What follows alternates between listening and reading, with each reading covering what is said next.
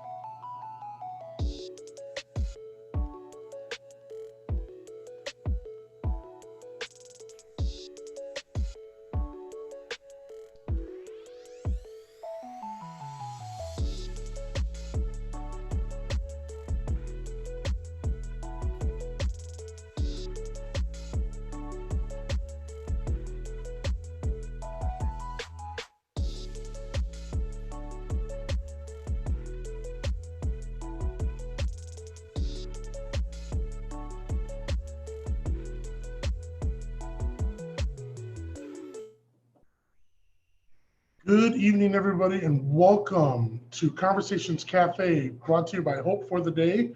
I am your host, Carl Evans, Director of Operations at Hope for the Day, and it's my honor to introduce to you this week's episode. Welcome to Suicide Prevention Month.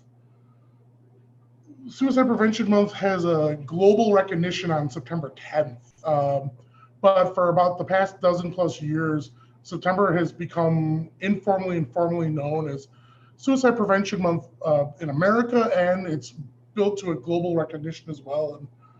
And Hope for the Day is doing its work 365 days a year, of course, but when we talk about awareness months, it's obviously a time to specifically raise the visibility and commemorate the actions and activities, but it's also an opportunity to particularly put the conversation front and center. And you know, when we talk about this conversation in America, for instance, it's unfortunate that we know that we're on pace of losing about 48 to 50,000 individuals to suicide each year.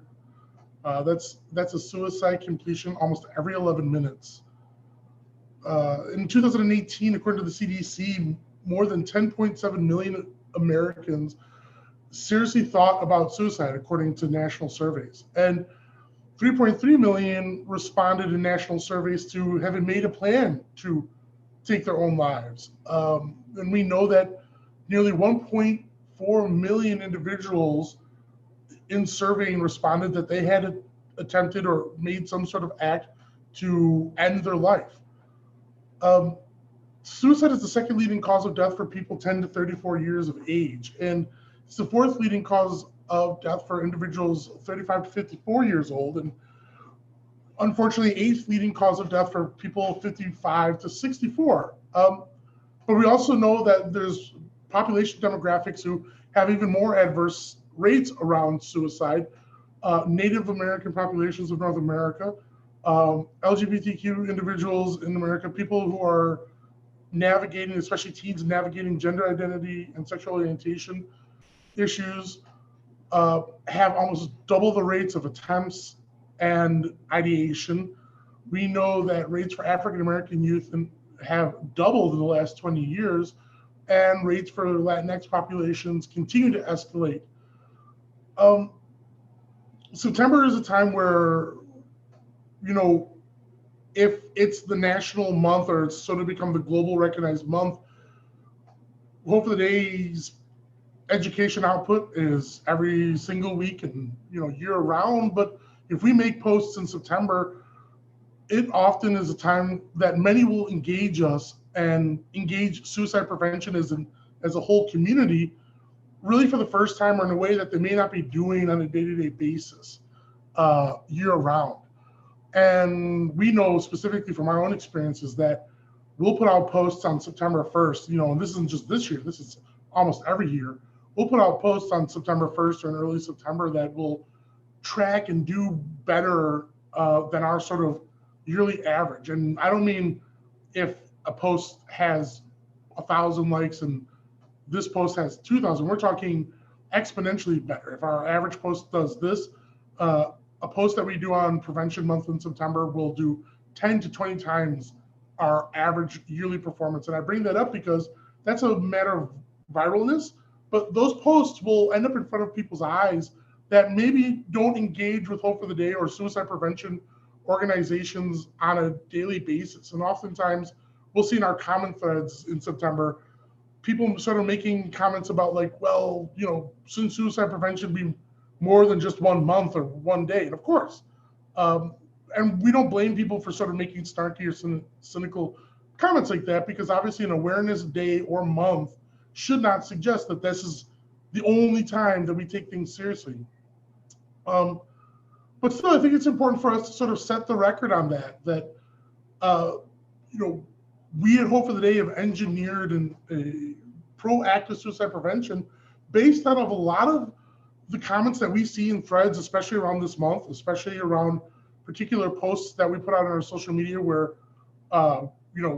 we're seeing as many as, 200,000 different folks engaging on a post in a way that's not, was a little bit atypical for our daily social media performance. And I sort of draw back to this particular post that we have on Instagram, where we're skewing upwards of about 230,000 likes, and it has that sort of taken a life on its own viral experience. And if you were to look at a lot of the comments, there's a lot of energy in there that's positive, but there's also a lot of energy in there that's frustrating, angering. And I'm not talking about trolling comments that are dismissive.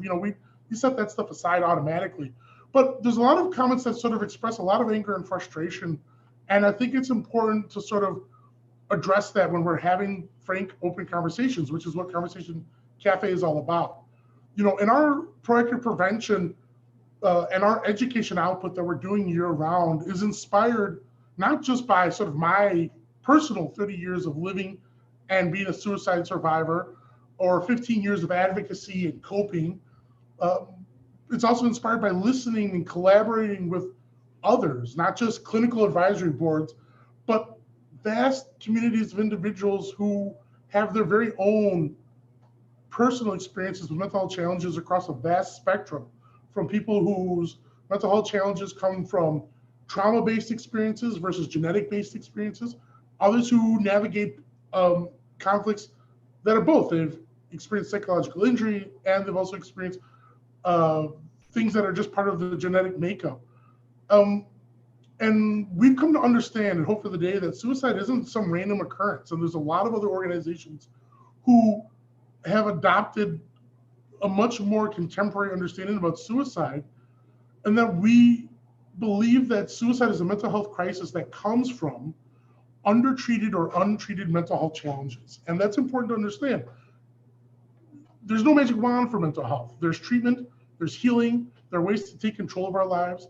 It's complicated, and each individual is going to go through their own experiences with finding solutions.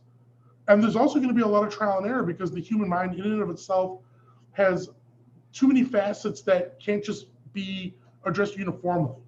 And it's not just about our own genetic makeup, it's also about the fact that resources are disparate. And that's a big part of this conversation. When we created proactive prevention and pioneered this into the suicide prevention community, it was engineered on trying to disrupt escalation. This idea that we don't have to wait for someone to reach a point of crisis. But mental health is not talked about in our communities. And so very often traditional forms of suicide prevention are reactive. It waits till people reach that crisis stage. And, it's important to understand that the biggest sort of pathway to escalation was a silence that was driven by stigma. Because when we talk about mental health, if we save like the big history lesson, the shortest way I could explain to someone about stigma and mental health is to understand that for a very long time, people correlated you being able to handle your thoughts, feelings, and emotions, the things that are inside of your mind, whether it's chemical imbalances or things that you experience when we talk about trauma, this very massive world of all things that I'm encompassing under mental health. For a very long time, not just Western European folks, but people historically across the globe correlated your mental health with being something that was under your personal control, that it was things that you could be able to manage entirely by willpower, by personal character. And so mental health was always correlated with a competence, that if you had things that challenged you, that disrupted your quality of life, it was a reflection of your competence, which also means it's a reflection of your value, of your worth, of your capability in society. And you can map that out. That could be your capability as a man or a woman. That could be your capability as a father or a mother, as a spouse, as a son or daughter, as someone who has to be a member of the community, a working member of the community, a soldier, a laborer, working in a bakery, a stonemason, or someone who's just attending classes. I'm talking like go hundreds of years back or moving forward. And silence is the central factor for escalation of mental health challenges. And breaking that silence, we can drive early recognition and early intervention, and we can drive down crisis and harmful potential. And stigma are the things that we don't say about our personal experiences. And they're built from social and cultural factors around this idea that we were supposed to be in control of our own mental health, even though we understand the science behind mental health now, that there's things beyond that trauma is not just something you think happy thoughts and you get through it, that there are experiences that are based on your genetics that just, willpower alone won't get you out of clinical depression. That if you have invasive thoughts or voices in your head, it's not just a matter of saying it's your imagination that's going to fix you. That the idea of there's a fix may not even be realistic in terms of dealing with it. We understand that now, but that doesn't remove the fact that stigma still shapes how we as a society approach mental health. When we talk about self-expression, people hear that and think dancing and singing, and why we spend a lot of time doing education is because self-expression is included in dancing and singing and arts and all those things, but it's also how we communicate our internal experiences. And that's part of being able to break through these silences. And when you see It's Okay Not to Be Okay on our work, this is about creating outlets to talk, to disarm stigma. And if the first time you ever see us is in a September post, you see It's Okay Not to Be Okay, we don't blame someone for someone being like, well, that doesn't make sense.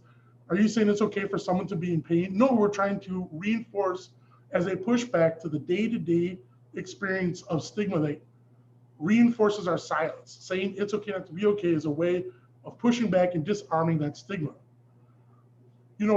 And we have to reinforce even to our social media team that because mental health is so complex, when people see something like a post that does such large traffic as what we just experienced this week, you're going to get a lot of intensive feelings from people who have unfortunately experienced mental health in the current historic way that we treat mental health. And in our current society and historically, we are pretty dysfunctional about mental health. And when I mean that in three sort of ways. We can appreciate that stigma can keep someone silent because they can feel shamed or embarrassed or worried about being judged, okay? And that's easy to unpack. But something that stigma has done in terms of shaping our society on mental health is one of the places other than personal is the community. One, we don't make mental health conversations normalized in our communities. We don't put resources up other than you might see the suicide lifeline in government stuff and but the suicide lifeline is a crisis response. We don't talk about day-to-day mental health maintenance and self-care at all. We don't put out information about normalizing mental health and talking about issues and things that can impact us when they're maybe in the grand scope of things less intensive in our day-to-day experiences. Really all we do is provide resources for when our mental health gets to such a point that we can't conceal it anymore. So we already have this culture of concealment that stigma makes us not talk about mental health until it's at a crisis stage. And that silence reinforces individual silence as well, but it also shapes public opinion and policy of how we prioritize mental health resources.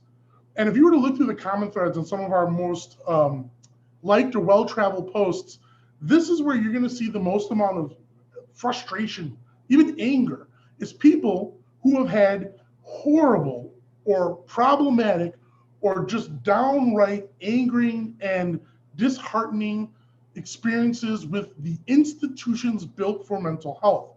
Because the institutions built for mental health are just as impacted by stigma shaping their approach as the community and individuals. When we talk about institutional, one of the clearest ways to understand how stigma carries over into shaping it is that unfortunately, a lot of the institutional responses to mental health kind of look more criminal and punitive. That if you say you're not okay, the response is insensitive. It can be, someone who may be at risk or someone who there may be concern of harming themselves.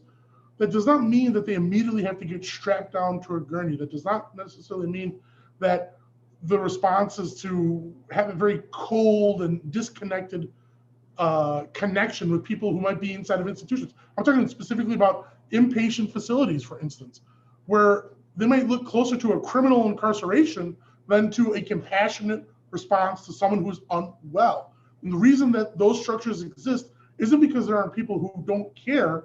It's because this is the way we've permitted those responses to mental health to be designed, oftentimes by people who might be experts in numbers and stats around mental health, but may not have a lived experience appreciation. And that is all from a disregard that is all from not having conversations with lived experience and with creating better understanding. Stigma shuts down conversations, shuts down understanding. Another thing that stigma does in shaping institutional responses is, even more visible. Well, the sort of the prison-esque or incarceration-esque response of a lot of institutions is one thing. And there's a lot of great facilities out there who do try and be compassionate, who are trying to do their best and are trying to be understanding and trying to create a comfortable and inviting environment for people to get stabilized. But it's imperfect, and I can never ever blame someone, and you should never ever dismiss someone who feels that they were given a bad rep or had a horrible experience inside of institutional spaces.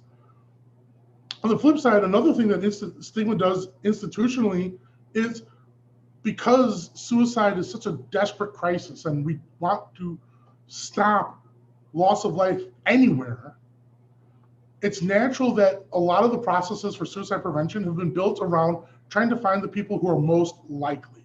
And this creates something we call the monolith, a sort of mental health monolith of pain, of there's more serious and less serious. And that's not intentional. That's just, if you start saying who's the most high risk, you have to create a prioritization, a hierarchy. And that can do two things to the individual. That can make you feel like if you don't fit within that hierarchy, you dismiss your own mental health challenges, which means that just further compels you to stay silent. Another flip side of that is you could think that your mental health challenges are more serious than other people's, and it creates this sort of mental health pain trauma Olympics. And that creates an adversarial experience where you look at other people and their mental health trauma and their mental health challenges, and take on an adversarial role, and you can become dismissive to other people's experiences because they don't fit the way you had to go through yours. We bring all that up and all these complexities up because we can never hope to get to a more inviting and comforting society that institutionally has better outcomes and more consistent outcomes, because scores and scores of individuals do find positive outcomes from institutional relationships with mental health, going into inpatients, going in to see clinicians, going in for different forms of treatment. But there's still scores of people who've had bad experiences, and it's not through their inability, it's through systems that are inequitable, that are disjointed, that are insensitive. And I haven't even gone to cultural factors around that as well. And we can make these things better, but it doesn't just get better. It takes conversations. It takes building social coalitions who want to make the space and create the understanding and have the conversations to figure out what reform looks like, what better looks like. A survey just came out on September 1st from the National Action Alliance for Suicide Prevention, in league with American Foundation of Suicide Prevention, FSP, the Suicide Prevention Resource Center, SPRC, and the Education Development Center, EDC.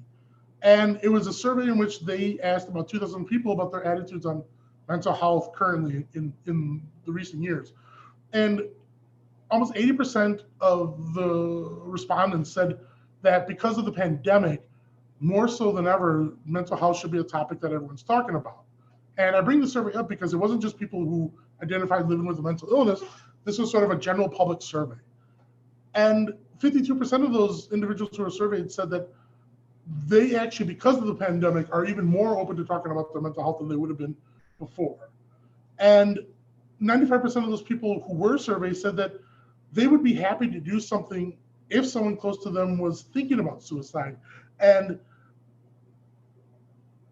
that's great, but almost 70% of them also, of these people surveyed, said that there were barriers that kept them from discussing suicide with others and not knowing what to say and feeling like they didn't have enough knowledge and not feeling comfortable with the topic. And so today's episode, when we talk about Welcome to Suicide Prevention Month, we can use September, not because this is the only time we're going to talk about suicide, but we can use September as a time to create a special spotlight to focus on bridging and bringing this conversation to people who are not having it every single day, who are not having this in a way that organizations like Hope for the Day and a lot of people who are living with mental health have to navigate every single day.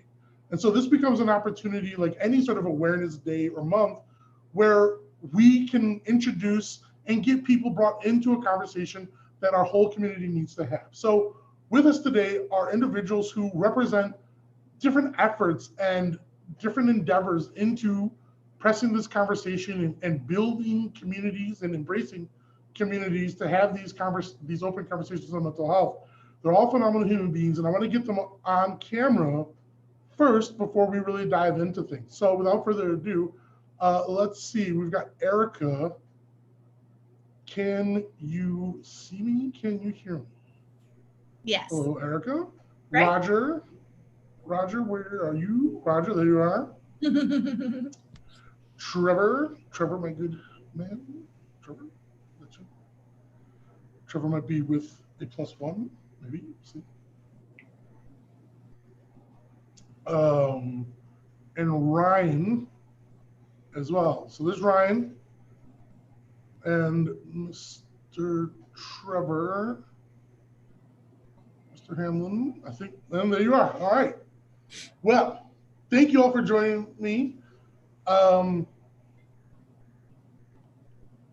We're going to really dive in now. And before we get going, I think it's important for folks to sort of learn about where you're coming from on suicide prevention and mental health.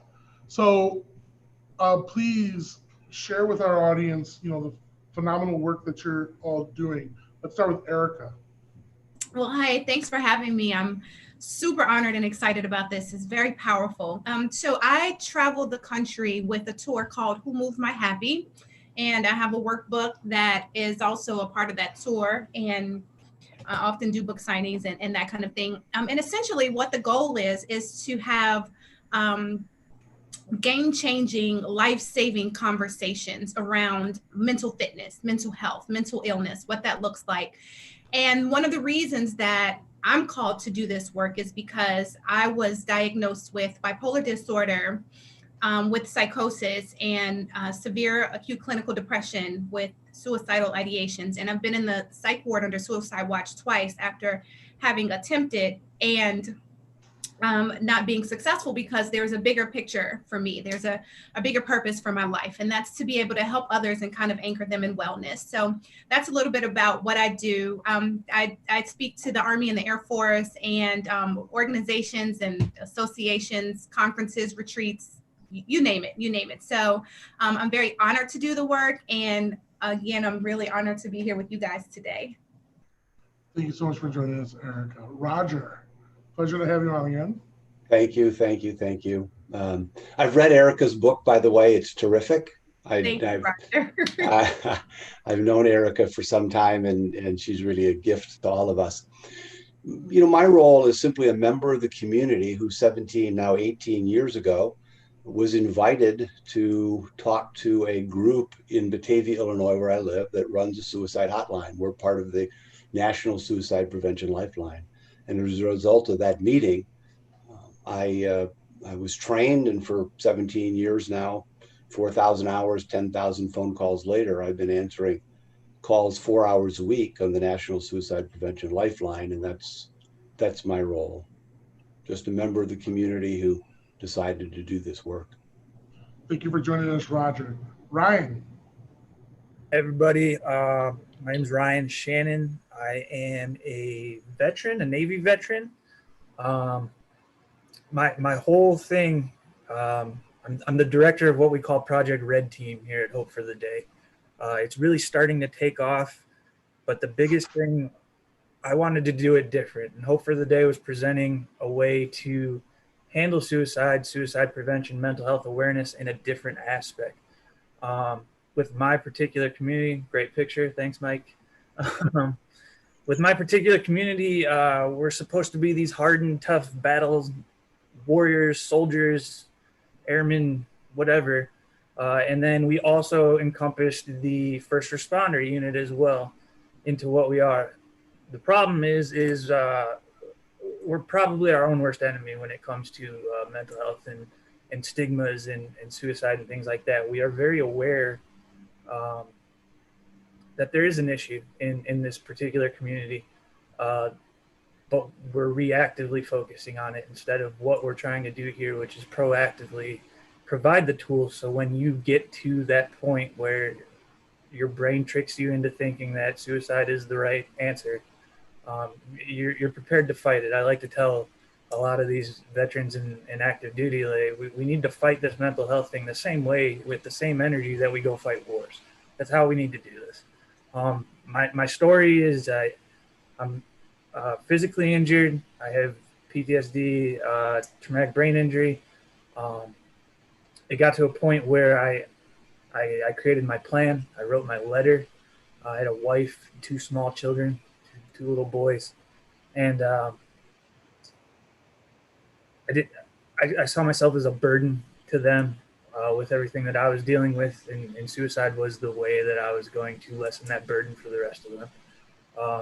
My wife did intervene. I never got to, or I don't want to say like I never got to, but I never attempted, destroyed my letter right out the bat, and I kind of took my life back and did a lot of cool things. My injuries, lower body.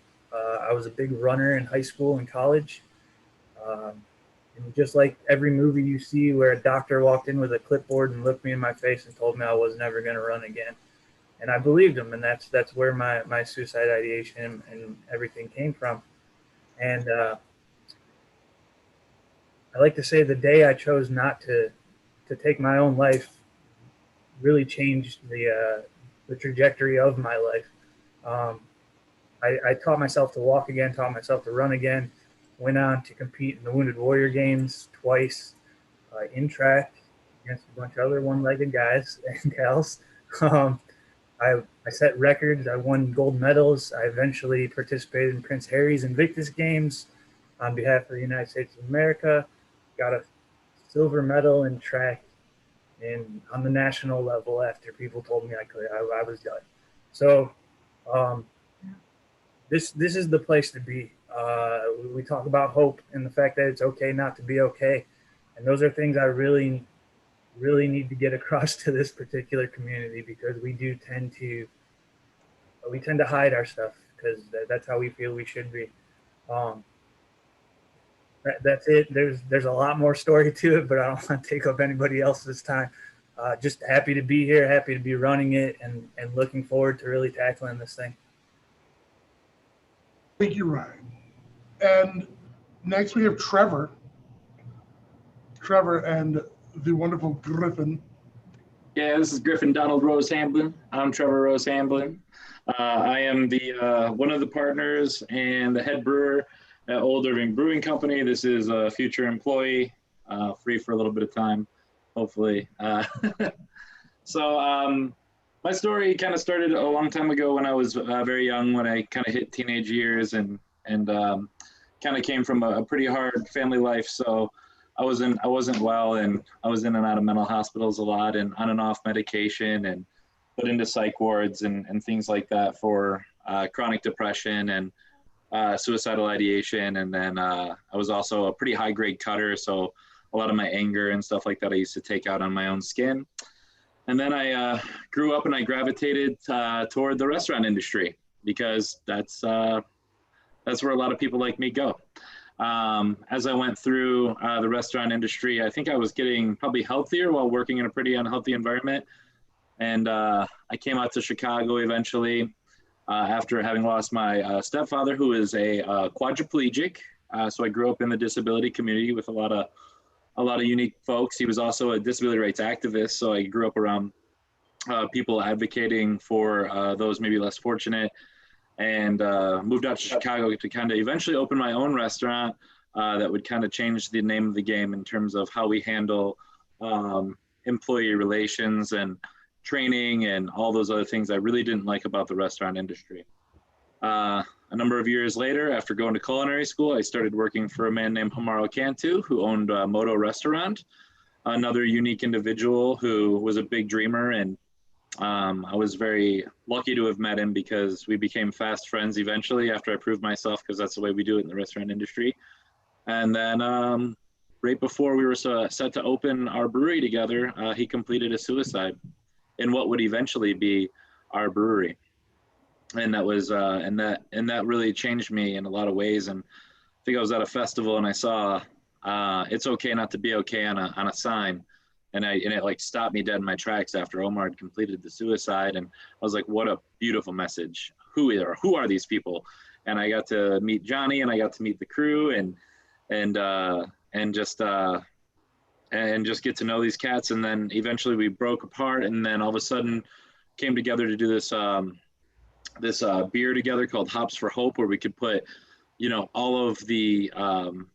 all the resources for Hope for the Day right on a can of beer, a known depressant. And then we had a big old festival inside the brewery where I invited all my brewery friends to kind of smash stigma together. And that's been carrying on. And now I get to be an educator with 86 The Silence, and be a part of that ideation and get to change my beloved industry for the best. And I'm very excited to be here. Thanks for having me. Thank you so much, Trevor. And thank you all for, sharing a little bit about your stories and the work that you actively do. I think the way we really want to get rocking and rolling on this is that, piggybacking right off of what you were just saying, Trevor, each one of you very specifically finds yourself a part of this conversation through different communities that are connected to your lived experience, different communities connected to the way you're sort of the course of your advocacy has shaped this. And something we're always talking about at Hope of the Day is that we have to meet people where they are, not where we expect them to be. And, we're going to talk about the positives here, but I think it's important for us to sort of really get it out there and get out to there. From your experiences, let's talk about, we spend all this time talking about stigma and silence, okay? And people say, well, it just doesn't matter. It's never going to get better. I'd like to hear from all of you, from your experiences of times that you've encountered people who are just obstinate to, they just think this is a pointless conversation. That, Erika, why do you go out and tour and talk about these things? What's the point? You know, people just can't deal with it. I'd like to hear from you sort of like your encounters with that, because, you know, we're going to talk about the positives and the successes here, but I think it's important that we also talk about the pushback too, you know, and there's stuff out there. So, you know, we'll go around the loop, but Erika, maybe share a little bit of like what you've seen in terms of like people who are resistant to this conversation. What does that look like for you? Yeah, well, that's the norm for the work that I do, particularly in the Black and the Brown communities. These conversations aren't historically had, and there's still, we call it stigma, but there's a very strong taboo around mental health in general. And so in our communities, not mainstream. Mainstream, there are budgets and platforms and programming, but you know, we are really behind the 8 ball. And so what I've learned to do is really use language as a force to bring people in. I had to learn the hard way that when I would say mental illness, that folks would push back. Like, oh no, that's not me. You're not talking about me. You're not talking about anyone I know, no one in my family. And then so I started saying mental health, and they'd be like, yeah, no, still not me. But when I would say mental fitness, they would lean in. Oh, what's that? That sounds sexy. Oh, I'm interested. Tell me more about that. And so I would use that as a launching pad to begin to have these life-saving conversations. It's really hard because we talked about this earlier.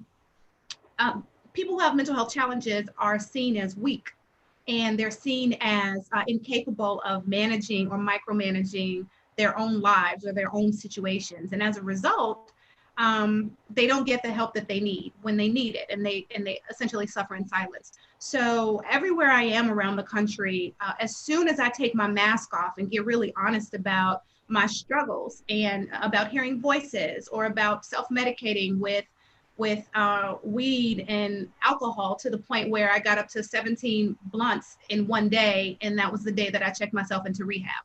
Like, then they're like, oh, wait a minute. You're telling my story, or you're telling my daughter's story. Or when I talk about impulsively walking into a gunfight between 2 gangbangers because I wanted to end my life and there was an opportunity present, and they're like, wait, I've had that feeling before. I didn't follow through, but I know what that feels like. So then they begin to open up and lean in. And so what I've learned over the last 10 years of doing this work around the country is that once I take my mask off, then there's a connectivity that can happen, and I'll end up with, like, you know, several people in line to ask me questions afterwards, or to just hug me, or to let me know that they felt like they were all alone up until they heard me share my story. But I'll notice that there are more Black and brown folks in that line. And so that to me is indicative of the fact that this works, taking off the mask, being honest and transparent, and letting folks know that A, they're not alone, and that B, it's okay to not be okay, but then C, there is help and there is hope on the other side of this thing. So yeah, a lot of it is communal, unfortunately, but things like this really help open the door, because I can expose all of my networks to this, and they can connect here and begin to get some of the hope and the healing that they need. So thank you guys again for doing this and having me. Representation matters. Hell yeah. And I mean, and the fitness thing, I think it's so essential too, because the language navigation is one of the biggest, like, easiest obstacles. That someone hears mental health, and that's all the voodoo of like you're broken and all these things. And fitness, it's funny, but it's a beautiful piece of counterintuitiveness that fitness actually, that's part of like people wanting to get an advantage. Like, yeah, I'm gonna get my fitness up, like financial fitness, but you know, it all sort of like Totally. I tell the kids when I'm in high schools and at colleges, I'm like, yeah, just like you go to the gym and physical fitness is a part of you maintaining your sexy, so is mental fitness. And they're like, well, I never thought about it like that. Well, yeah, because if your brain isn't healthy and strong, then who cares what your body looks like? And they're like, okay, I can dig that. Okay, keep talking. I'm listening. Okay, you've got my attention. So the language really does matter. And I think the beautiful part about that is that mental health, we have to talk so much about mental health because people hear the word and they think it's just composited to just one tiny little topic. But mental health is all facets for us. So, people who might be going through eating disorders, people who might be going through gender dysmorphia, people who might be going through bullying, they may think of those as social problems or egocentric problems and not think mental health. I like the fitness part of, I want to sort of like bring that over to Trevor, where you're in another community space where, obviously we're going to talk a little bit about like the way stigma plays into things like masculinity and whatnot like that, but the business side, just like being an entrepreneur, that's all about competency. That's all about looking like you got your shit together. And so being able to bring a conversation, especially into like hospitality, where, that's a fast moving space and all those kind of things. And we unfortunately see the impact with places like chefs, unfortunately. What's that kickback been looking like when you were first wanting to sort of press this conversation? Yeah, I mean, it's really interesting because when I was growing up in the industry, we were always told to kind of put our heads down and go through. There was kind of like a stigma that is built into like what they would kind of think was strength when they would talk about the door into the restaurant. I mean, one of like the chefs I respected most would tell me, any kind of problems you have in the world, stay on that side of the door. Any problems you have with me and you have at the restaurant, stay inside this restaurant, and you got to keep those two separate. And that was kind of like their big philosophy on mental health. When you think about it, it's really messed up because I would always bring stuff in and I would always take stuff out and take it home and sit with it. And obviously, as we grow in the industry, we realize that doesn't happen. And then a lot of people turn to alcohol and drugs, and then it's just it's a slippery slope downward. As I've kind of evolved into an ownership level, because I've been in management and ownership for a really long time, it is hard to operate that station because you're seen as a leader, and as a leader, you don't have anyone really within those walls for like a debriefing. You know what I mean? Like you can debrief with your staff or maybe with a confidant, or when I was in fine dining, a sommelier, because they were kind of like an equal, but it's hard to find that person to kind of confide in. So then it does end up feeling pretty alienating sometimes and can feel very lonely when you're supposed to be the leader all the time and you're supposed to be one, running and operating the ship. I mean, who do you turn to? And when you're a chef and an owner like Omar was, I mean, double that, because now you're a celebrity chef. Everyone knows who you are. And if you screw this up, it's really hard to screw up a restaurant and then go back and try and open another one after you've closed like your Michelin starred restaurant. It's a lot of pressure. Throw in, winning more stars or something like that, and then it just never stops. And neither do you. And that's no way to live. So finding balance and teaching balance, I think, to the younger generation has been kind of what I've been focusing on, and letting them know, like when I leave a little bit earlier, I'm like, I'm going to therapy, or I'll put my earbuds in and I'm like, yep, I'm going to talk to my therapist today. I think I've referred my therapist to at least 4 or 5 other employees already. So that just doing those little acts have been super helpful. So yeah. That's a great direct example of normalizing the conversation, which is when folks who, it's one thing to be an advocate and be at the front of the vanguard. If, you talk about Erika and Ryan and the ways that you're doing things, at a very specific professional level there, being able to be someone who can help carry the conversation forward, who can demonstrate and live the conversation, is just as essential. And one of the things you brought up there, Trevor, that I want to sort of draw out for people who are watching right now and listening in days later, is the fact that competency, right? Coming back to it and just looking capable and keeping ourselves together. You don't necessarily have to have been born with a genetic predisposition for a mental illness to have your mental health dramatically racked by the pressure of just maintaining the Joneses, the status quo.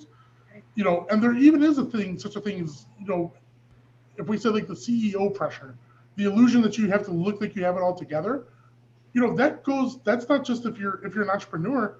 I think culturally there's a lot of intersections and for a lot of different folks living throughout the planet, but in America, where just the way you're socially interacting, you're supposed to look or play a certain part or fit a certain role.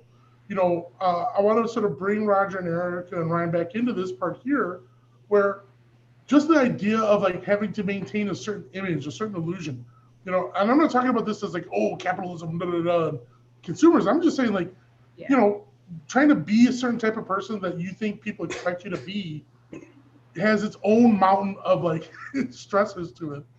And that can be just as much a part of your mental health challenges as someone who would be going through something like bipolar disorder or having lived with a traumatic experience, right? Ryan, you want to go? Yeah, absolutely.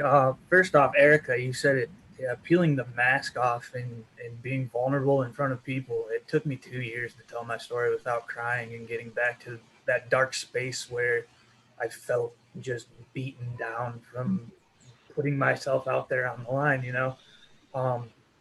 and my experience was 2 years of fighting my own mental health. I didn't know what it was. I didn't know what was happening, but maintaining the image, that's a big one. And it kind of feeds in with the first question you asked Carl earlier, is that in my specific community, the first responder, veterans, military especially, is I went to training for 18 months on how to become a soldier. And then at the end of it all, they gave me 3 days to try and make me a civilian again, So it's very hard to take off that uniform and go out into the corporate world and live that lifestyle or be the big badass veteran when you're trying to struggle with how you even reintegrate into society. I mean, I don't walk around with a gun strapped to me 90 hours of the week anymore. It's very strange, but you're also looked at in two different lights. Some people are for the first responder veteran community. Some people aren't, and that's fine. The way I approach it is that we're people, plain and simple, 100%. I'm a person, you're a person, and my job is my goal, what I'm dedicating my life to now is to show you the light, show you the way out, It's hard to maintain that. And I still go through a lot of different struggles and things like that. I got 2 small boys, and damn it, do they love Nerf guns and talk about the military and wanting to follow my footsteps. But sometimes I'm like, I don't make your own choices, do your thing. But I want to steer them away so bad sometimes. But at the same time, I'd still be super proud if they went that route, So it's confusing. And what I tell people when I talk, and Erika, I've had the same experiences where people just show up after talking and they give you a hug, and these are big, burly, muscled out veteran dudes who are scary, and they come up crying and they hug you and they're like, dude, what you just said just brought me back to where I need to be. I don't want to do this anymore. That's the image I want to maintain. That's what I want to be now. I want to be the person, and I want to garner the conversation in these areas where we can. You show a shirtless video of me, Mike. There we go. But I want to be the reason that the other veterans and first responders and in the team that we're creating and building, I want to be the reason that they're like, you know what? Like, let's actually attack it. 22 push-ups a day is great. That's fun. That's awesome. And it brings the awareness, but it has to continue after that 22 push-ups. It has to continue outside of September, and it's an everyday thing for me.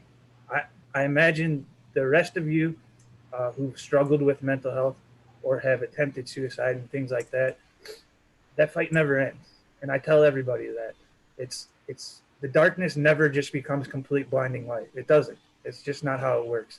And it's a constant fight every day. But as you gather tools and you go across and you start talking and you learn things and you network, you find a bunch of different things that can help you fight that darkness. I've been to the rock bottom. I wanted to do it. I wrote it. I had it planned.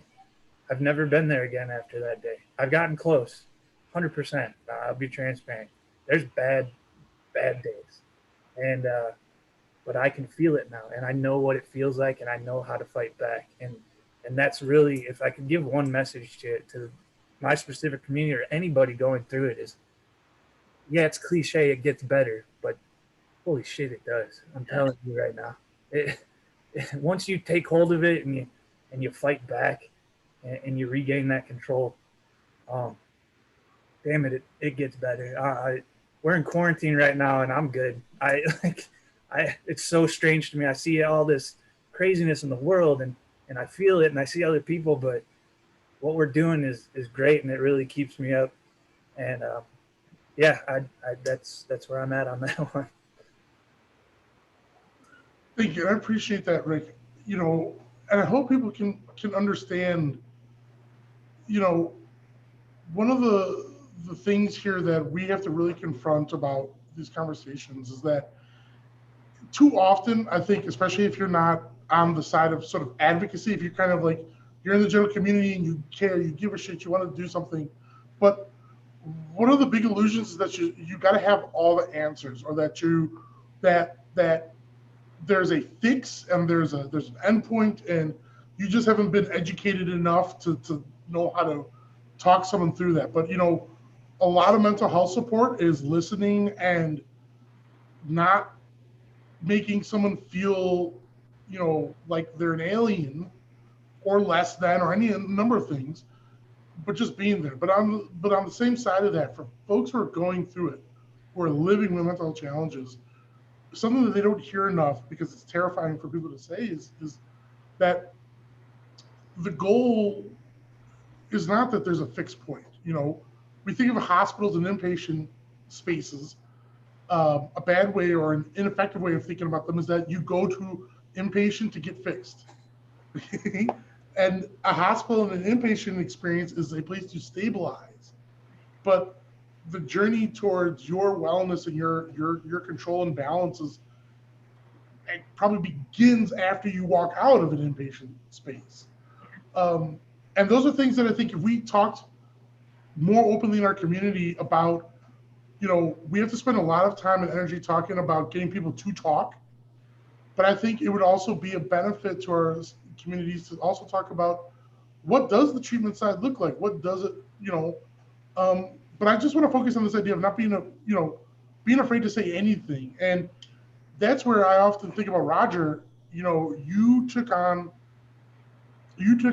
a very terrifying role as far as a lot of people think of in terms of mental health, and that you put yourself sort of right in front of folks who may be near or find themselves in a crisis stage. When we see over and over again, for people who want to be supportive of mental health, people who want to be supportive and sensitive to folks who are struggling or in challenges, that knowing what to say is the most consistent obstacle to them reaching out.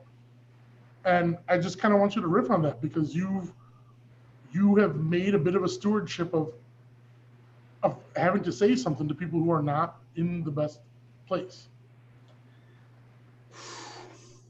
I want to begin with Ryan. Ryan, I am so thankful that those two boys still have you. You have no idea. That's it. When my wife said those words to me, your sons need a dad. That's it. You have no idea how many hundreds of people I've talked to who have said to me, you don't understand. I have so effed up my life that everybody would be better if I wasn't here. And you are living proof that no, what's better is to prove to the people who are still here that when life gets tough, you can overcome. And that's what you're teaching your boys. So I'm thankful for you. You know, it's all about stories. I'm reminded actually of a story, and this has them so in awe of all of you and your vulnerability and authenticity. I got a call from a man who was a minister, who was really struggling in his life and had no one to talk to. And he admitted that as a minister, the last people you can talk to are other ministers. And he really felt that in order to minister effectively to his congregation, he had to be perfect. He had to be perfect. That was his stigma. And he knew that he wasn't. He was far from it. And as we talked, I asked him, I said, so when you're ministering with someone in your congregation who's struggling, Do you tell them to reach out? He said, absolutely.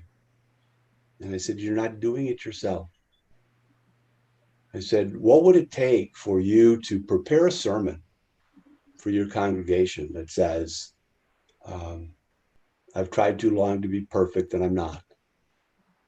I'm struggling myself. And as I've told those of you who are struggling to reach out for help, that's what I'm doing. I need your support, I need your love, and I need your prayers. And that really, he promised me he would write that sermon. I never heard from him again. I don't know if he did. But finding the courage to say, I'm not okay, and to say that publicly, which all of you do so eloquently, is just such an important life skill. I wonder if there's anything more important.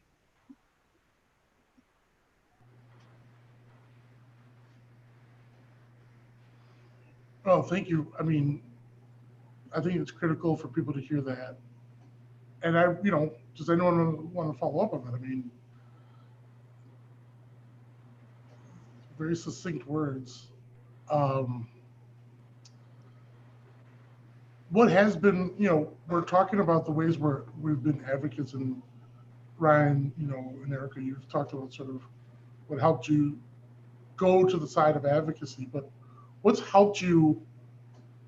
It's one thing, well, you've talked about, what sort of kept you moving forward, right? But what's been the thing that helped you decide you were going to go speak out for others specifically? I think Trevor, obviously you were able to illustrate a little bit of that.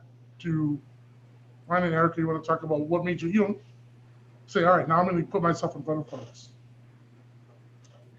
Well, for me, I guess it was probably initially people called me to do the work, and I wasn't ready. I wasn't ready. I wasn't ready to say that I had, I tried to kill myself.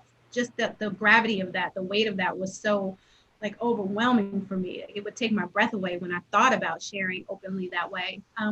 But it was when Robin Williams died, a lot of people reached out to me because they couldn't understand why.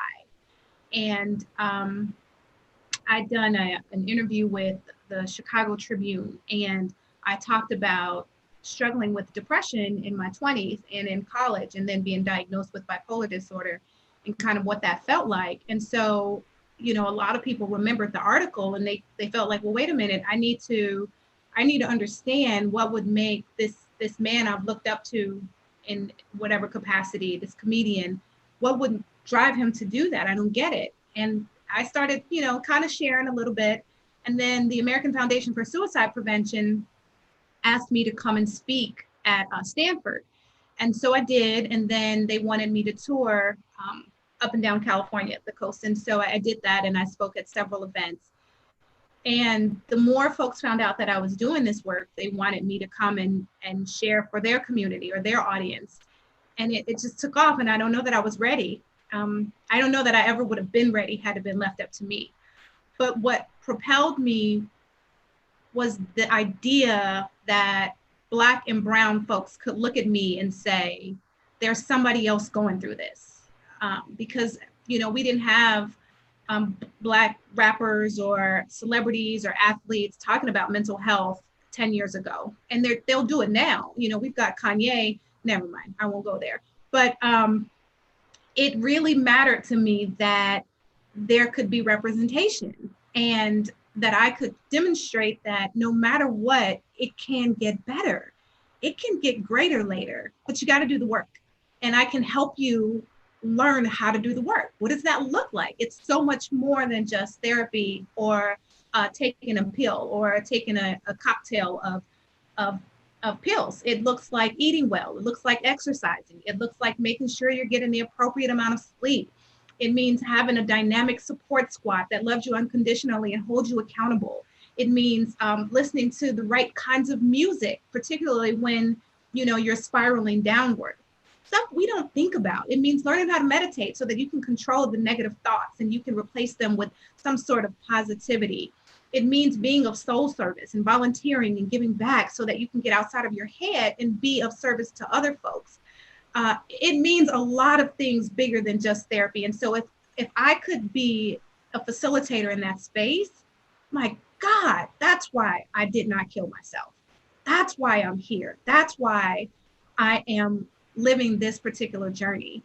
And then when I got tired initially, the one thing that kept me going was when little Black girls would come up to me, or young Black women. There were a couple of middle school girls that really changed the game for me. And they've been diagnosed with severe depression and we're supposed to be taking meds and they weren't taking them. And one little girl came up to me, she's a 7th grader, and she was crying and she said, I will take my medicine every day now. You have helped me see not only the necessity of this, but that I can turn out like you. And I said, well, I don't know, what does that mean? Like me? She said, I can be a survivor. She said, then I can win at this game of life.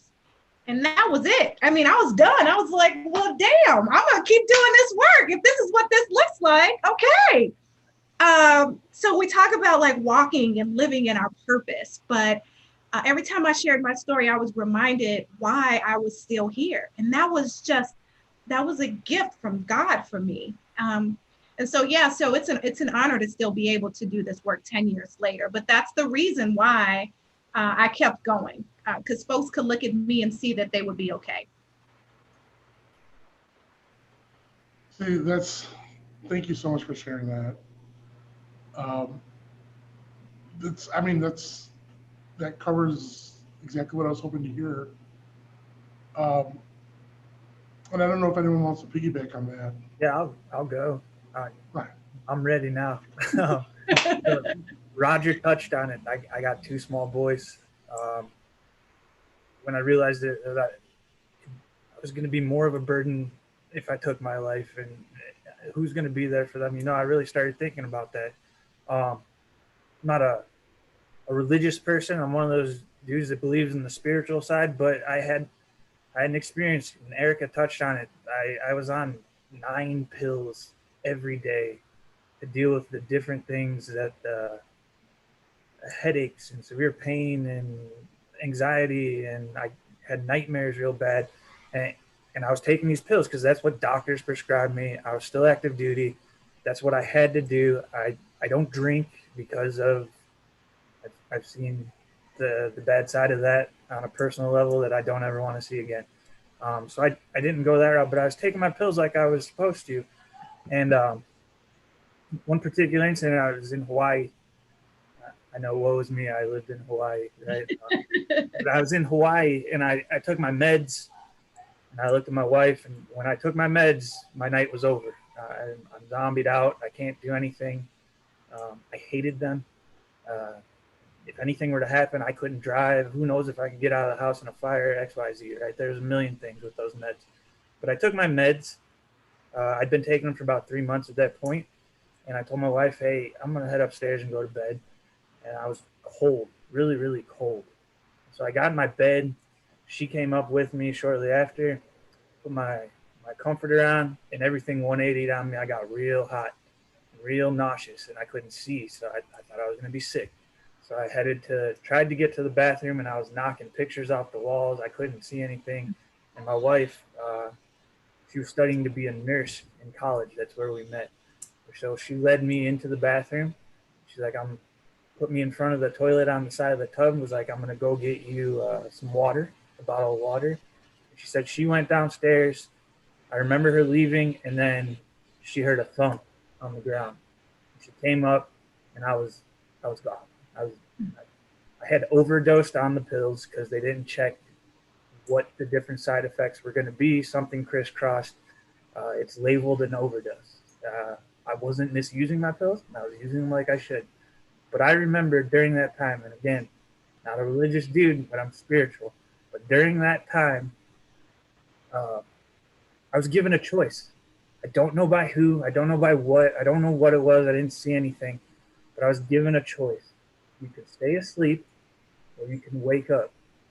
And I was like, well, I have a family and I got 2 very small children that need me. So I'm going to wake up. And I did. As soon as I made that decision, I want to wake up, I woke up.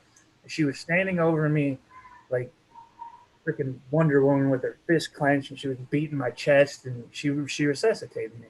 Nice. Ambulance came, took me out. heart stopped again in the ambulance. They defib me back. Boom, done. That day, that's the point where I can look back and start thinking about my career was ending. I was already getting processed out of the military, so I was hanging up my uniform, which was my purpose. But I think I came back for another purpose. You know, one of those epiphany moments. Like, I'm here to tell people, and this was after my suicide letter and everything. I was starting to take my life back, and then this happened. You know, the dips and dives that happen, right? And I really look back at that point as the beginning of my new purpose, which was let's go tell these people. Let's tell this story. It's not. I didn't get hurt in combat. I'm not Chris Kyle from Lone Survivor or from American Sniper. I'm not that guy. That's not what I was on a submarine. I'm 6'6". I don't know why I chose a submarine. I didn't make good decisions. All right. But my story is relatable because 98% of the people that are in the military, we're not the Chris Kyle. We aren't Navy SEALs. That's not what we do. We go out and we do jobs, you know. And I really wanted to find those intersections because we do like to focus on the Hollywood aspect of military life and things like that. But we got all kinds of different things going on in there. But if I trace it all back, that's literally the day where I think I'm here for this purpose. And now I'm seeing it grow.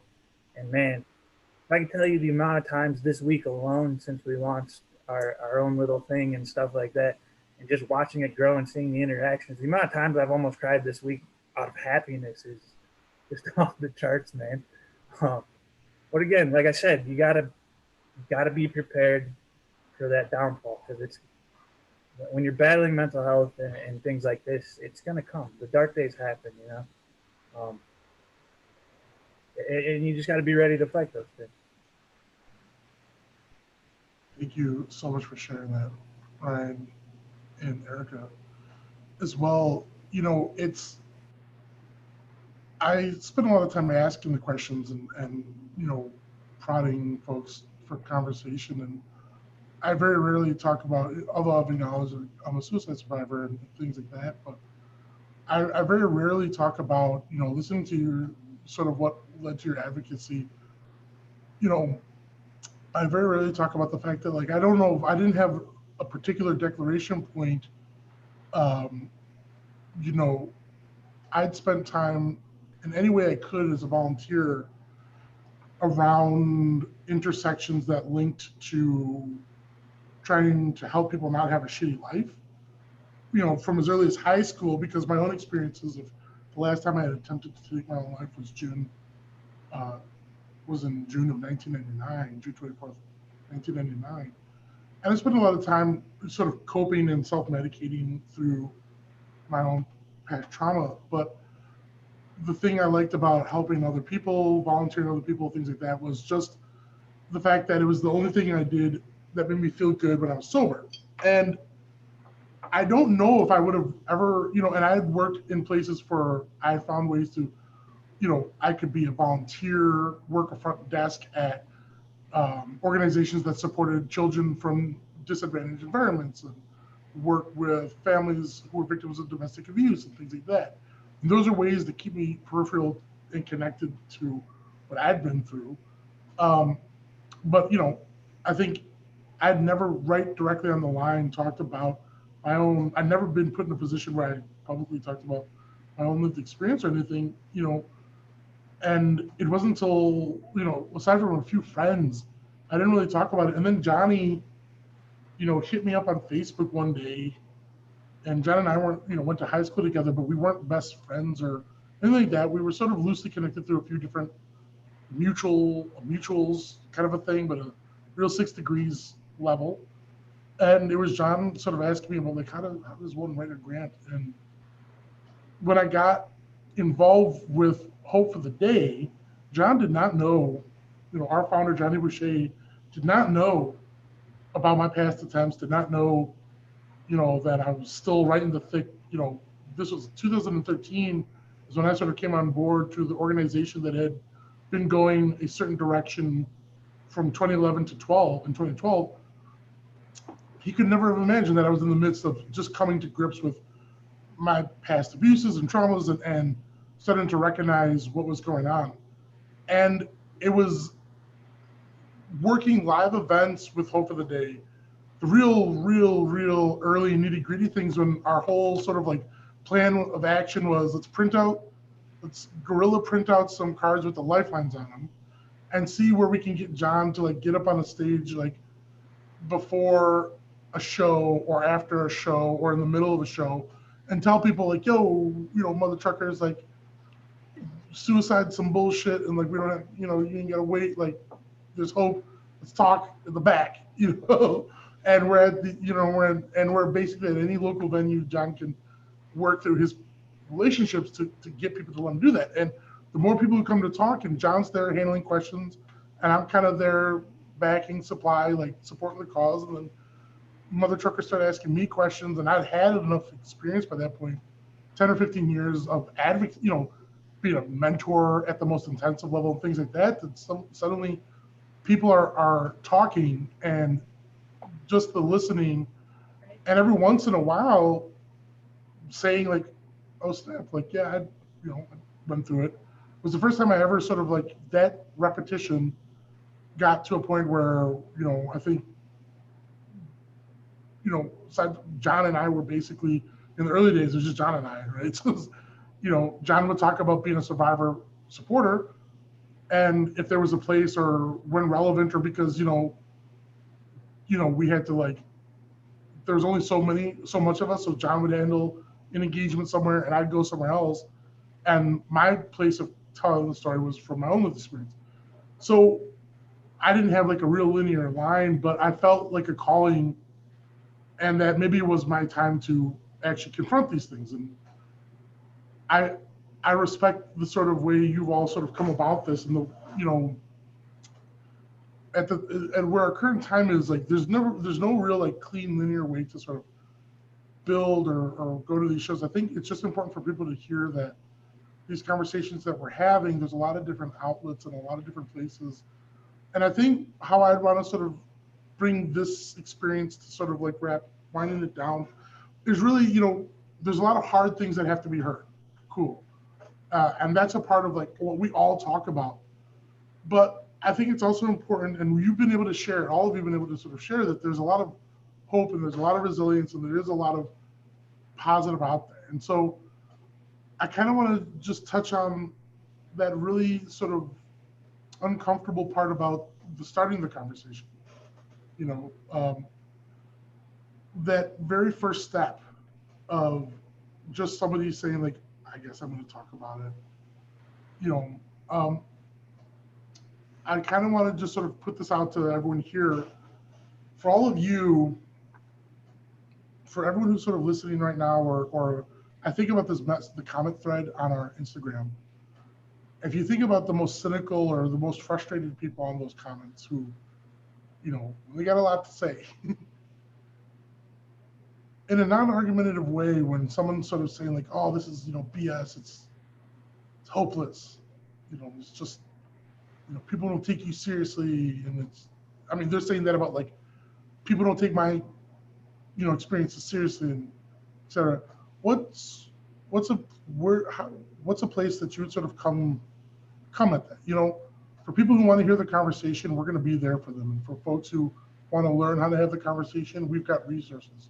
But what about that person who's not doing so well, but they're not a stranger to it, but they're still resistant to giving themselves a chance? What's some things you might, sort of leave with them, Trevor? I think under the umbrella of not being okay is much more than just like sadness, right? Anger, frustration, being fed up with the status quo, being fed up with things is all under the umbrella of not being okay, and letting people know, yeah, that's okay too. Being pissed off, being frustrated, feeling not listened to, all that stuff is exactly where we need to meet them. Like you said, we got to find them where they are. And if they're talking, then we're doing a pretty good job. So I think that just them telling you that they're angry, we've started the conversation. Awesome. Why are you angry? Let's talk more about that. So that'd be my 2 cents. Thank you. And I'm going to let you all. Does anyone else want to jump in on that? Yeah, well, I think that one of the things we talked about is the connectivity. I think when they're not ready, um, reminding them of kind of what you've been through and how you felt and what your experience was when you weren't ready looks like, that can help a lot. Because the one thing that I hear all the time is how alone they feel, even if they're not ready to share yet, if they're not ready to have the conversation, if they're not ready to accept, whatever their condition or situation is. They often tell me, I feel alone. I feel like I'm all by myself in this. I feel like no one understands. So when we are transparent about our own story, I mean, they're essentially no longer alone. No matter how they think they feel, the reality in front of them is that you're not by yourself. Look, I'm here. I've gone through this, and I think that really helps to bridge a gap and get them to the other side. And it may not happen overnight, but just knowing that they're not alone in this, that they've shared space with someone who's also gone through a similar experience, that really moves the needle. At least I've noticed that, especially with young people. Thank you, Erica. And I wanna pivot here for just a half second, staying within the topic though. But we want to make sure we're trying to keep everyone in the conversation here. And I saw a comment come up on the Facebook, hopefully it's Facebook Live chat thread, from an individual who sort of threw this out there that, why is breast cancer awareness so rampant and suicide awareness is basically non-existent? And I think that this goes to what we're talking about right this second. And Trevor, I'm so glad that you brought up it's okay to be frustrated and angry. At the very start of this episode, I talked about the fact that, we're doing this work all year round, but an awareness month is very useful. The reason that there's things like breast cancer awareness and it's very much a vivid part of the social and athletic sort of landscape these days. That's actually a perfect example and case study for where we need to go for mental health and suicide prevention, because breast cancer, why it's so aggressively present and visible now, is because of the amount of stigma and pushback to talk about it that there was previously. Breast cancer was a topic that up into the late 80s, from a mortality rate for women, it was near 90%, somewhere 70 to 90% mortality rate. And if you look around 2010 forward, the mortality rates have dramatically reduced by almost 2/3. And so this is a topic, much like suicide, it's costing and taking a lot of lives. But breast cancer is something that was very much hidden in the shadows because of stigma. And it was hidden in the shadows because of stigma, because remember what I said, social and cultural factors that dictate how we express ourselves.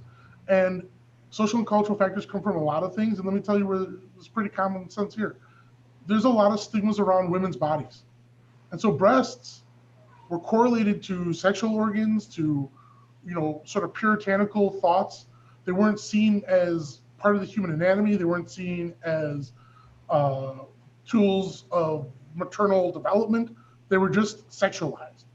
And women's bodies were consistently stigmatized in that way. So breast cancer was a topic you could not even mention on TV the word breast, much less talking about it as a cancer. And the fight to bring awareness to breast cancer had to go through the same piles of bullshit of getting through stigmas and people's discomfort.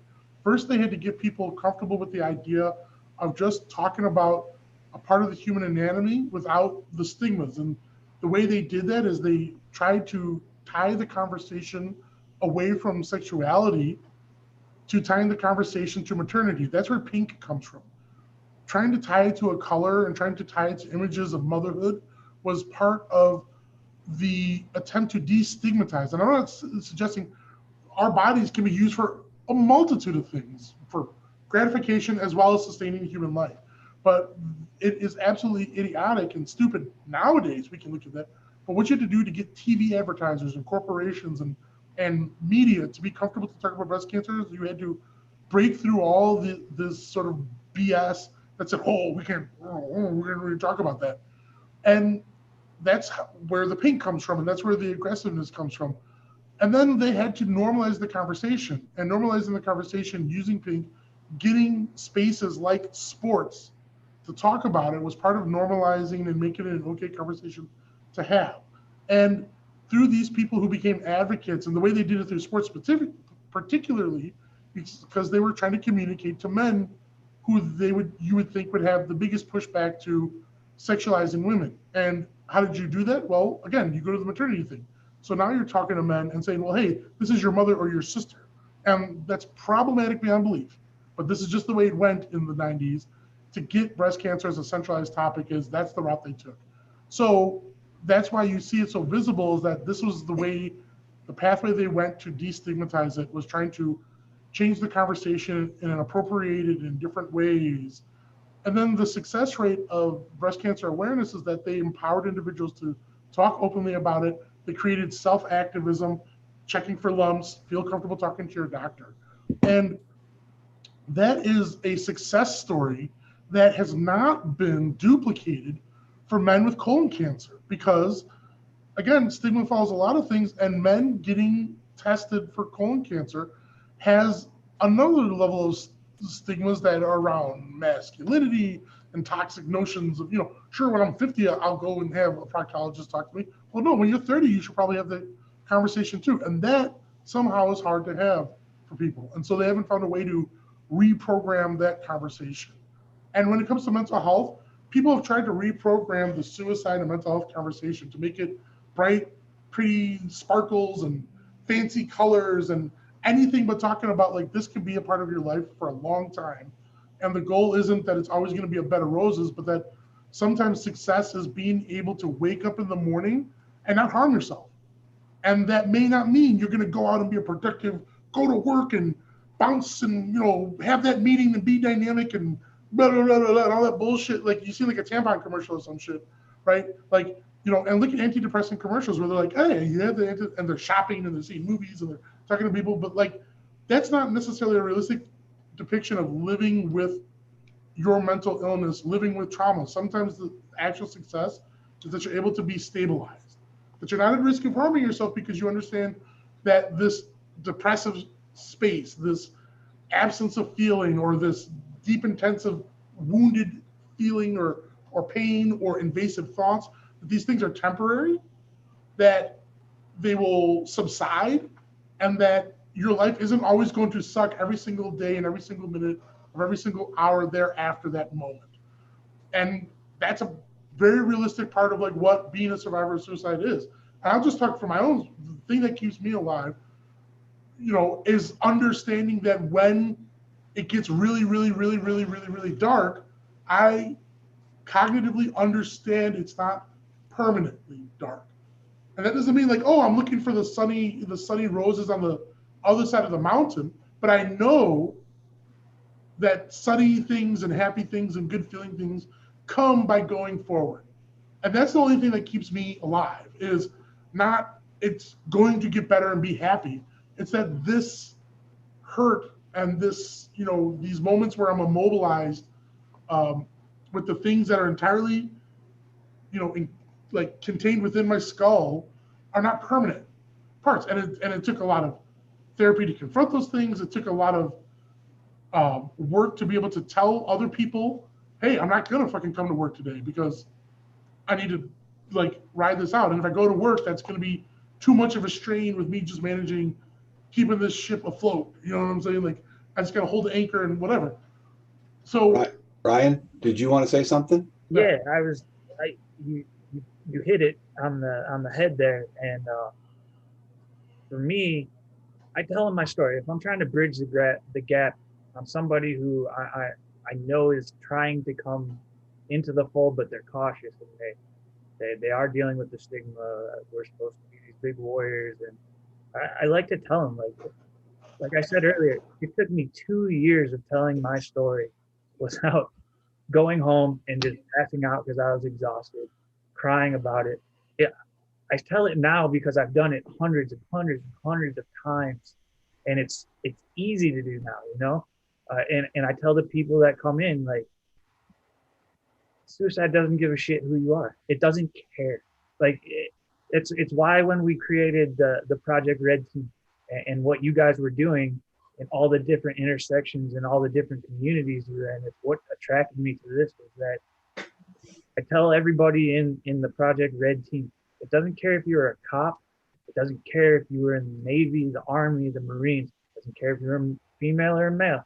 It doesn't care if you were in combat. So I'm not going to require any of that crap to come in and be a part of this conversation and talk about. If suicide's coming for you, if it's something you're going to deal with, you're going to have to deal with it. And you're either going to fight it and win, and we're going to provide you the tools to do that, or you're going to hit that crisis stage and it's going to be rough. And that's okay to talk about. That's the biggest thing, is like, it's cool to talk. It's okay. Like, we can do it. Like I said, I got 2 young boys, an 8-year-old and a 6-year-old. They spill a glass of water on the floor, don't care. I don't need to elevate you to feel like that's a problem. But they're really into video games. And holy hell, does video games really just tick them off sometimes. And they come in crying and screaming and yelling. And I think comforting them on the level, like, yo, dude, it's cool to cry. It's cool to be upset. Maybe we put the video game down for 10 minutes and we come back and we try that level again. And that directly relates to this whole mental health topic. All right, today sucks. I really don't want to be here. I want to end my life. Maybe we set that on a shelf for a day and we come back tomorrow and we see how we feel. Because, like I said, man, my story is just, it's not all sunshines and rainbows, but damn it, that day after I chose not to do that, traffic was no longer a problem for me. I woke up and I was like, I don't give a shit about traffic. I don't care about this. I don't care about that. Like, life became a little bit easier, and it was easier to cope with those things. And that's what I like to tell those people. Like, come in, talk to people that are like-minded. Like, I don't know the struggles of half of the communities you guys represent. I've never been in the restaurant industry, you know? I'm a white dude, a tall, lanky white dude who's tatted up beyond belief, right? I don't know the intersections and the struggles of those other communities. But I can hit that veteran mark, and I can relate to those police and the firemen and dispatchers and stuff like that. So the biggest thing now is I want them to tell their story. I feel like I'm done telling mine for a little bit. Let's get some other people in there to tell those stories. We got some people stepping up right now that are bringing things to the table that are heart-wrenching and they're terrible, but they're very real. Sexual assault in the military, things like that. And those are the stories I really want to bring to the table, because, like I said, suicide doesn't give a shit. It doesn't care. It's coming. And you're either ready to fight or you're not. Thank you, Ryan. And Roger, I went off on a little bit of a tangent there, but I think we could probably keep going for a very long time, but I want to sort of wind things down here a little bit. The work doesn't stop, and we keep the conversations going. And I'm so honored to have all of you as our guests, and you've all been, Erika, this is actually your first time on. Yeah. So, but we have a habit of we've got a little family of folks. We try and, let our audience see a lot of the same people, because your voices all should be heard. And I'd just like to close out with, celebrating the work that you all are doing, and create a space for you all to sort of talk about, like, some things you'd like people to. In September is Prevention Month. Hopefully, it has its own initiatives and everything, but I want you all to sort of talk about things you'd like people to check out, or give special attention to, if for no other reason, just this month in September. Let's use it as a time to explore and find ways to get connected. And I want to start with you, Erika. I'll plug some things. Make sure we got that visible. Yeah, so I'm always available all over social media, Facebook and Instagram and all that good stuff. And then my website is xoerica.com, and you can pick up the workbook there. This is my Bible to wellness. It helps keep me anchored in what I call my happy. But what I would really encourage folks to do this month, and then more moving forward, is to ask people that are in their circles and their squads, their cliques, how are they? How are they doing? You know, I would encourage them to make space to ask them if they're okay. And one of the things that we don't do, we may ask people, how are you doing today? And the general response is, I'm good or fine. And it's not really a question that we ponder, nor do we make space for a real answer. So that's my new like kind of movement, or the new leg of my movement, is to really ask the question and then to really listen to them. Fantastic. Thank you so much, Erika. And we'll make sure that we've got all of your information visible in our chat threads and when we have the podcast and it's live. Awesome. Roger. You know, just two quick things. 1-800-273-8255. You know, I'm there answering the phone, and anybody needs to talk, we're there.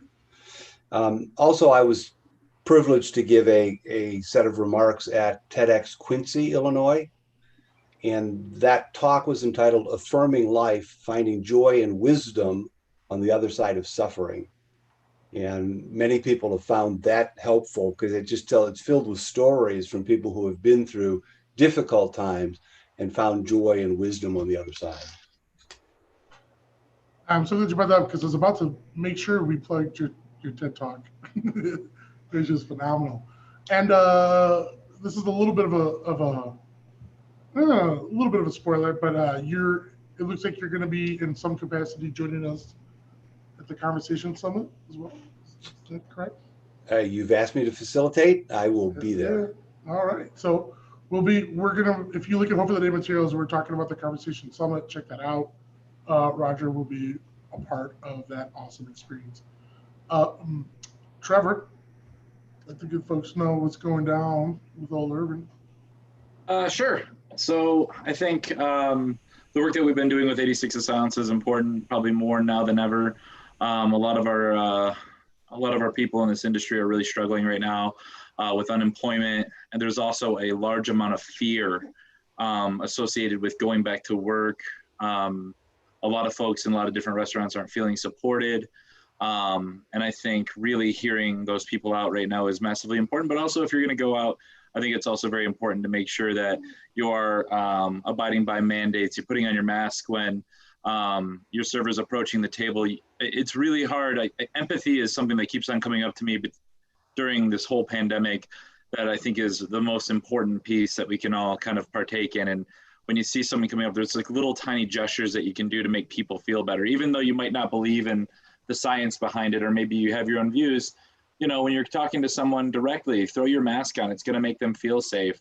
I mean, my staff and us, we have to like come up and jump through these hoops every single day to kind of be the keepers of the law, because, you know, the police aren't going to come through and tell people to throw on their masks when we approach a table with all these new mandates and stuff. That's up to the individual. And I really want to make sure that people understand, like, it's not about, if you're not scared, that's great. That person that has to deal with a bunch of different people from all walks of life and doesn't even know if that virus is going to affect them that day, that's real fear. And then they carry that home. We talk a lot right now. We just had a meeting yesterday, and my GM, I think, said it best. He said, you know, we used to talk about how tired we'd be at the end of the work week from working like 40 hours a week, and we're on our feet and we're just constantly going, and we're giving people a lot of our energy. There's this new kind of work that we're doing with all these mandates and having this pandemic. We find that like 30 hours, these people are just as tired as they were before, or even maybe more tired because of the emotional and the psychosocial elements going on with it. So I just like to really leave people with that, you know, and so that's with 86 of Silence. Joel Frieders with Hope for the Day. We are doing Smash the Stigma this month for Suicide Prevention Month.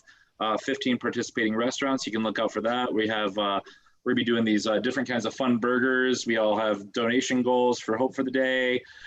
So we'll be participating in that at Old Irving Brewing. And then he's getting finicky. And then finally, I will say that, you know, every single person is going through a mental health struggle right now. I think everyone's got their own piece of trauma that they're dealing with in their lives. They had regular life plus what's going on now. So more than ever, I think it's really important for all of us to really listen to each other, but also use it as an opportunity to talk too. for those who will listen and let your voice be heard. So I'll leave you all with that. And Griffin loves you. Don't you, Griffin? Yeah. Thank you, Griffin, and thank you, Trevor. That's phenomenal. And Ryan. Do you want me to go get a dog? I feel like I need to go get a little dog to show in my outro here, Trevor. If you have a puppy, that would probably show up a baby, maybe. Yeah, for me, as far as plugging Project Red Team, it's right there on the screen. 2 days ago, me and my cohort, my rock in this adventure and in this fight, Kennedy Ward, we came across the idea. We asked for permission. We started a little private Facebook group, and in 2 days, it's grown to 220 members already. So it's going. We want to direct you there. If you go to Facebook, just search the group. If you're a supporter of anybody or anybody in the military, first responder community, whatever, we want you in there. If you're part of those communities, this is a place you can come and talk. And we're already seeing the engagement amongst different veterans. We're like, yo, I was having a shit day. I'm real glad I found you guys. Boom, boom, boom. Somebody found out that person lived down the street from them. They're already making connections and they're meeting up to help each other. That's my big plug there. But also I would say too, as a member of the disability community, the disabled veteran community, I get asked a lot of questions. A lot of people like to stare. I usually have a big old prosthetic device on my leg that I rock around. You can ask us what happened. We aren't gonna bite your head off. It's not gonna happen, right? But we will tell you those stories. We'll let you know. And it kind of bridges the gap between all the stares, because I know people want to ask, and little kids are amazing. They ask every time, what's up? That's a sick leg. Got a robot leg. I'm like, hell yeah, dude. I'm Iron Man on my left leg. It's sweet. And I tell them a little bit. I skip the details they don't need to know, but feel free to ask that. And then my final thing, I've done interviews, I've done TV stuff and things like that, and I get asked this question a lot because I am a veteran with PTSD, and it's how are we going to stop this PTSD thing? And I give them the same answer every time: we're not. It's not going to happen. Nobody gets to define your trauma. Nobody gets to tell you what's going to affect you or cause your PTSD. PTSD isn't just military affiliated. It goes all across all walks of life. We're not going to stop it, but if we normalize it like Carl was talking about, and Erika and Trevor and Roger, all of you, if we start normalizing that conversation, we can start making an impact and a dent in these things. And I think that's important. Let's start talking about it. Let's bring that to the table. And if you have nowhere else to go to do that, come to our group. There's 220 people sitting by, and they're all interchanging. They're all talking to each other, and it's really cool to see. So I'd love to invite everybody and anybody into that group. So that's what I got. Thank you. It was awesome talking to each of you. It was amazing. Thank you so much, Ryan. And with that, we're going to be wrapping up this episode. Hope for the Day has a lot of great things we're always trying to do. 86 of Silence and Project Red Team are examples, and we want to recognize the great work from folks like Erika. And mental health fitness is such a beautiful concept. And of course, Roger, your dedication to really, helping man the front lines. This is where there's a little video that's going to play about a campaign that Hope for the Day is running this September. So I'm not going to push too much myself. I just want to thank all of our phenomenal guests, Trevor, Ryan, Roger, Erika. Thank you so much for your contributions. We know we'll be inviting you on again. Conversations Cafe cannot happen without the amazing support of our production team, Rick Kosowski, Mike Venopal, Vicky Cisna, Macy, and Angel Holler at you all as well. Y'all need some recognition up in this piece. I want to thank all of you for joining us tonight. And I hope if this is your first time engaging with us because of the heightened visibility that the month has brought on our organization and suicide as a topic, I hope you stay with us, check earlier and previous episodes of Conversations Cafe, and look at the programming and output that all of your guests here have done, as well as the work we will continue to do. It's important to understand, and just as a quick reiteration, that the phrase "it's okay not to be okay" isn't about just normalizing and minimizing a mental health challenge or a trauma. It's about pushing back against the stigmas that keep us silent. It's about a call to action to disarm the things that make us silent, to make us feel like our mental health challenges aren't okay to talk about into the general public. That's what stigma does to us.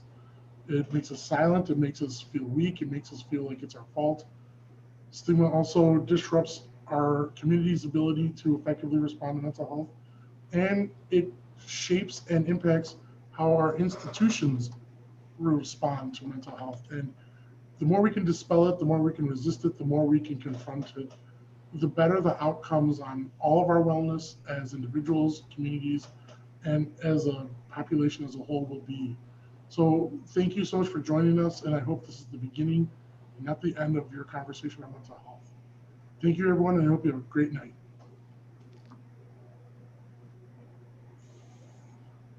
Mental health stigma forces us to be silent. This September, for Suicide Prevention Month, Hope for the Day invites you to tell stigma how you really feel. Kiss my ass, stigma. F you, stigma.